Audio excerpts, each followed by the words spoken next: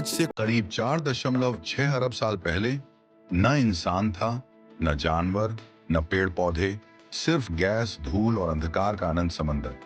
इसी अंधकार से जन्म हुआ हमारी पृथ्वी का।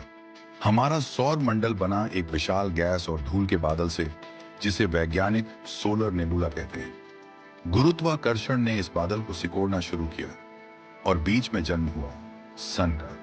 बचे हुए कण आपस में टकराते गए, जुड़ते गए और धीरे धीरे एक आग का गोला बना, पृथ्वी। उस समय पृथ्वी लावा का उबलता हुआ समुद्र थी। तापमान इतना ज्यादा कि कोई जीवन संभव नहीं था। वैज्ञानिक मानते हैं कि एक विशाल पिंड थिया पृथ्वी से टकराया। इस टक्कर से निकला मलबा इकट्ठा होकर बना मून। चंद्रमा ने पृथ्वी की धुरी को स्थिर किया, जिससे मौसम और जीवन के लिए जरूरी संतुलन बना। धीरे धीरे पृथ्वी ठंडी होने लगी।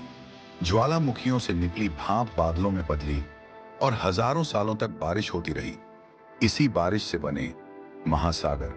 अब पृथ्वी पर पानी था और यहीं से शुरू हुई जीवन की कहानी। महासागरों की गहराइयों में जन्मे सूक्ष्म जीव, बैक्टीरिया।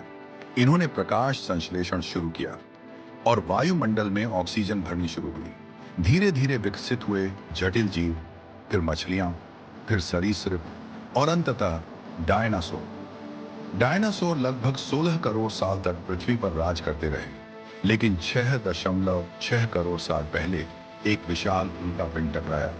इस घटना को कहा जाता है क्रिटेशियस पैलोजेन एक्सटिंक्शन इवेंट और डायनासोर का अंत हो गया। डायनासोर के बाद स्तनधारियों का युग शुरू हुआ। धीरे धीरे विकसित हुए प्राइमेट्स। लगभग 3 लाख साल पहले अफ्रीका में जन्म हुआ होमो सेपियंस का। धीरे धीरे इंसानों ने औजार बनाए, आग जलाई, खेती सीखी, सभ्यताएं बनी, शहर बने और विज्ञान ने ब्रह्मांड तक पहुंच बनाई। इंसान ने विज्ञान से ब्रह्मांड को समझना शुरू किया, लेकिन साथ ही पृथ्वी को नुकसान भी पहुंचाया।